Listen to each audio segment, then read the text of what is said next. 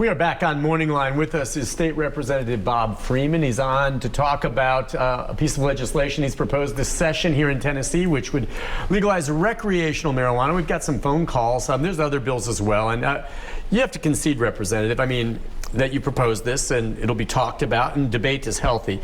You yourself must know that this is an extreme long shot. Of course, yes. And again, almost 70% of Tennesseans are in favor of this. If I get 70% of the vote in the House, it passes and becomes law. I'm not super confident we're going to get there, but part of my job as a state representative is to have that open debate and have things talked about in a public forum so we can have the both sides hear it out.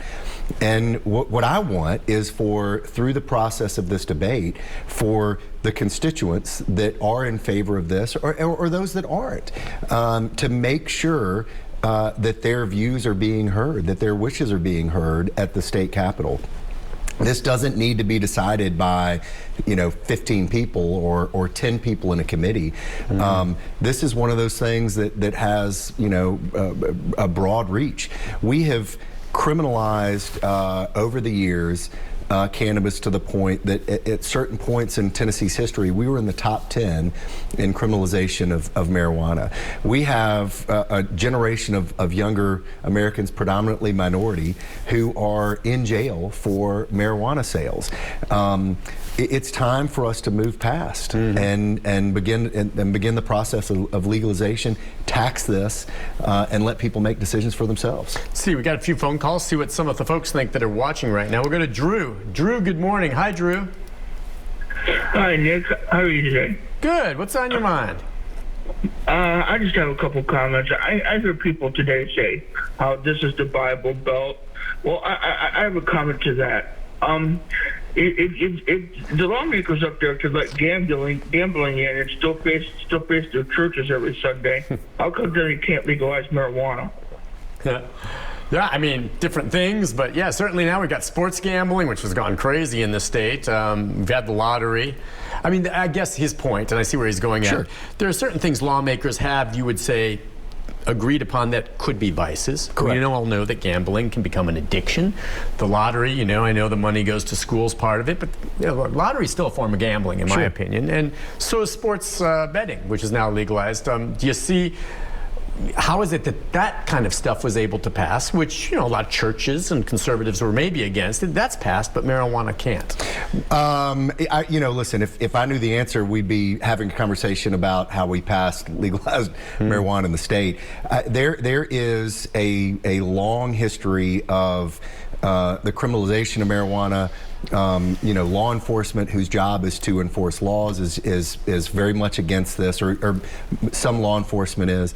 I think if you were to poll individual members within law enforcement, they would be in favor. They would follow the same 68% of Tennesseans.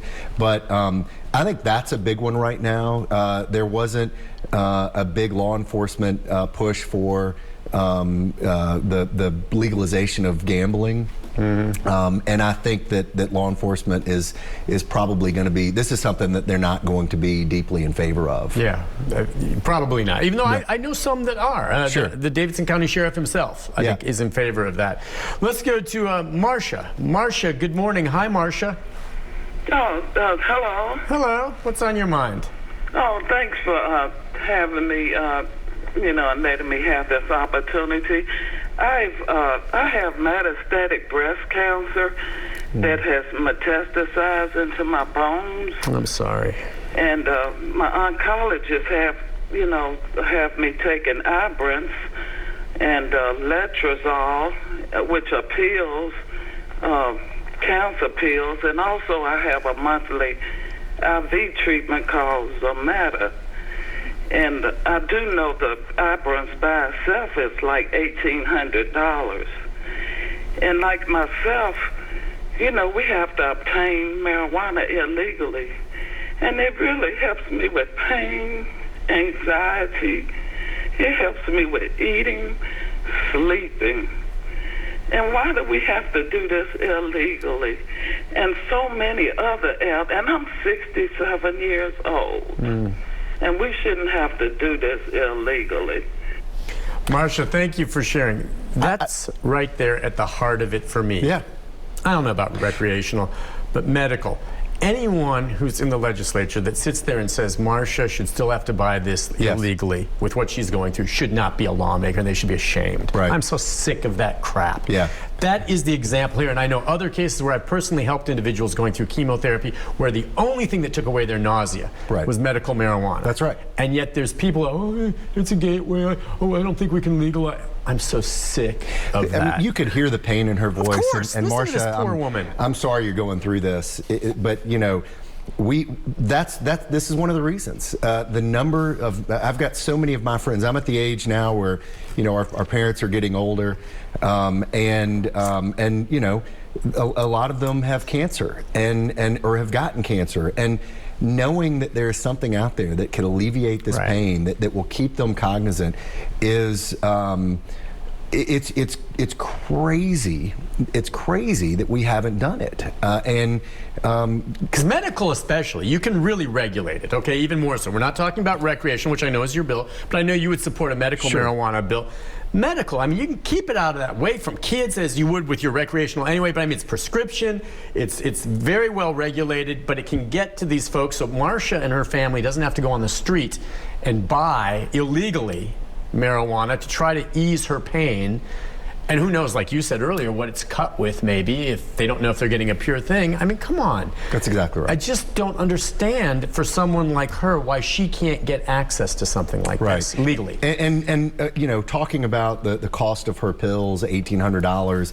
I mean, it could and would be a low cost option, help people that you know are struggling financially, don't have access to insurance. This is something that could help ease their pain, and again, it's popular. 70% of Tennesseans. We have got to move this forward, and start saving lives or helping lives get better. Let's go next to Stacy. Hi, Stacy. Good morning. Good morning, Nick. Hi. Stacy Harris. I've got 3 quick questions I want to ask you, and then I want to focus on this marijuana situation. Yeah. And this relates. The first 2 relate to the trial that just passed. There was these letters to Taylor Swift and Oprah Oh, hey, Winfrey. Stace, we're talking about medical marijuana. Right, you right. can No, I talk just to me wanna know- later, but we're not talking about that right now. So Right, just, no, okay. not talking. I just want to know why it was. The post office had returned to sender on it. I mean, if it was actually returned. And the other thing is, It was. okay. Yeah. And then the courts, they when they swore the witnesses in, they said, "So help me God," and I thought there was an option to that. Now that I don't know. You may be right. You're right about that. I'm not sure what the Okay. options are. The last, third thing is, I think Mr. Freeman's father might be watching, and if so, and this is also for Channel 5, you know, a lot of the news organizations now don't allow you to comment on articles anymore online or on the Channel 5 website about news stories. I know there's Twitter and all sorts of alternatives, but nothing beats email as far as direct response, so I wish they would think about that now. As far as the marijuana thing, I've got a sort of an alternate point of view on this, and that is that I don't believe that. I'm kind of old-fashioned. Obviously, we can't outlaw cigarettes and tobacco. I wish we could, because I think police officers would tell you that a good percentage of the problems that we have are related to those kinds of things. That we really don't need these things. Now, as far as marijuana, my thought is that a lot of the money that is behind the legalization for medical marijuana is really to also perpetuate recreational marijuana, and as you've outlined, there is a difference. Now, with respect to opioids and marijuana, the circumstance under which I would be for the legalization of medical marijuana would be if it was more effective than opioids. If it's as effective, that's not as persuasive to me, because the abuse of opioids can be dealt with, you know, by using them responsibly. And I can tell you this from personal experience, because I had some acute pain for which I was prescribed an opiate, and I did somewhat well with that, but I didn't like the idea of the side effects and different things like that. And later on, I went to a different doctor, and I asked for that same drug, and I was told, you don't need you need an opioid, but you don't need that particular one. You need something less strong. And I was very skeptical about that because I was in a lot of pain. But sure enough, that turned out to be the case. Okay, interesting. And I think she brings up the point, opioids, and for her own personal experience, opioids work for a lot of people, in terms of prescriptions and for real pain meds. But I know people that have been on opioids that did not like, as she said, the side effects, didn't like the cost, and didn't like the addictive element to it, that say that their transition to medical marijuana replaced what they were getting from opioids with none of the side effects.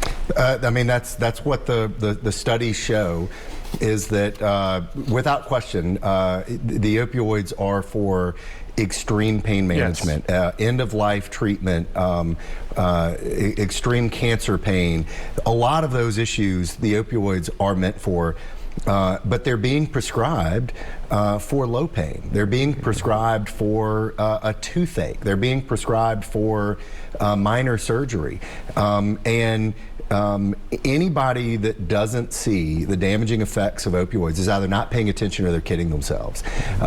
Lives are lost every single day from the opioid epidemic. It's proven that we were lied to, and that it was a predatory practice. They knew it was an addictive drug, and they knew what they were doing. And this idea that somehow opioids are the answer and marijuana is the demon is laughable. Yeah. If it was truly the gateway drug that people make it out to be, the percentage of the populace that is experimented with marijuana would be equal to the percent of the populace that has done heroin, and that has done harder Schedule 1 drugs. Schedule 1, yeah. And because that's not the case,